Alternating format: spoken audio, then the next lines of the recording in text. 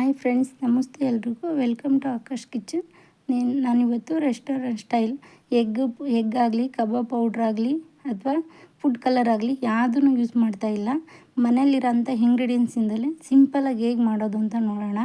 ಈಗ ಏನು ಬೇಕು, ಏನೆಲ್ಲ ಇಂಗ್ರೀಡಿಯೆಂಟ್ಸ್ ಬೇಕು ಅಂತ ನೋಡೋಣ. ನೀವು ಹೊಸ್ದಾಗಿ ಏನಾದರೂ ನನ್ನ ಚಾನಲ್ ನೋಡ್ತಾಯಿದ್ರೆ ಪ್ಲೀಸ್ ಸಬ್ಸ್ಕ್ರೈಬ್ ಮಾಡ್ಕೊಳ್ಳಿ. ವಿಡಿಯೋ ಇಷ್ಟ ಆದರೆ ಒಂದು ಲೈಕ್ ಮಾಡಿ, ಶೇರ್ ಮಾಡಿ, ಕಮೆಂಟ್ ಮಾಡಿ ತಿಳಿಸಿ ಹೇಗೆ ಬಂತು ಅಂತ.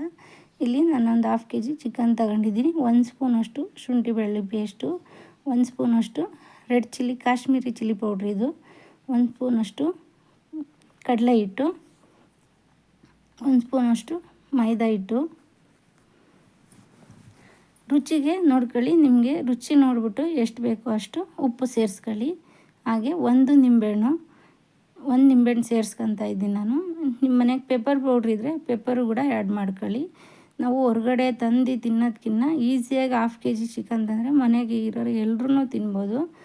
ಮತ್ತು ಈವ್ನಿಂಗ್ ಸ್ನ್ಯಾಕ್ಸ್ಗಾಗಲಿ, ರಸಮ್ ಮಾಡಿದಾಗ ಸೈಡ್ ಡಿಶಸ್ಗೆ ಮತ್ತು ಬ್ಯಾಚುಲರ್ಸ್ಗೆ ಸಿಂಪಲ್ಲಾಗಿ ಆಗೋವಂಥ ರೆಸಿಪಿ ಇದು. ಇದನ್ನು ಇಷ್ಟನ್ನು ಎಲ್ಲವನ್ನು ಸೇರಿಸ್ಕೊಂಡು ನಾನು ಚೆನ್ನಾಗಿ ಮಿಕ್ಸ್ ಮಾಡಿ ಒಂದು 1/2 hour ಚೆನ್ನಾಗಿ ಮ್ಯಾರಿನೇಟ್ ಆಗಲಿ. ಇದು ನಾನು ಬಿಟ್ಕೊತೀನಿ.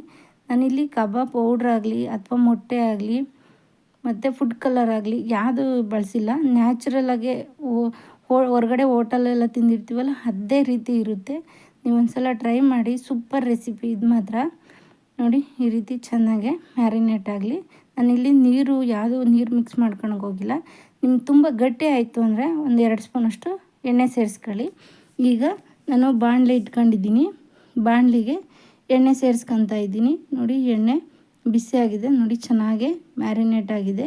ಈಗ ನಾನು ಒಂದೊಂದೇನ ಬಿಸಿ ಎಣ್ಣೆಗೆ ಬಿಟ್ಕೊತಾ ಇದ್ದೀನಿ. ಅಂದರೆ ಹೈ ಫ್ಲೇಮಲ್ಲಿ ಇಟ್ಕೊಬೇಡಿ, ಮಧ್ಯಮ ಉರಿಲಿ ಇಟ್ಕೊಂಡು ಎಣ್ಣೆನ ಬಿಸಿ ಮಾಡ್ಕೊಳ್ಳಿ. ಹೈ ಫ್ಲೇಮಲ್ಲಿ ಇಟ್ಕೊಂಡ್ರೆ ಮೇಲ್ಗಡೆ ಬೆಂದಿರೋ ಥರ ಒಳಗಡೆ ಬೇಳ್ದಿದ್ದ ಥರ ಆಗೋಗುತ್ತೆ.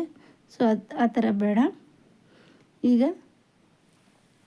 ನೋಡಿ, ಈ ರೀತಿ ಒಂದೊಂದೇ ಸೇರಿಸ್ಕೊತಾ ಇದ್ದೀನಿ. ನಿಮ್ಗೆ ಏನಾದರೂ ಯಾವುದಾದ್ರೂ ವಿಡಿಯೋಸ್ ರೆಸಿಪಿ ಬೇಕಂದರೆ ಖಂಡಿತ ಕಮೆಂಟಲ್ಲಿ ತಿಳಿಸಿ, ಮಾಡಿ ಅಪ್ಲೋಡ್ ಮಾಡ್ತೀನಿ.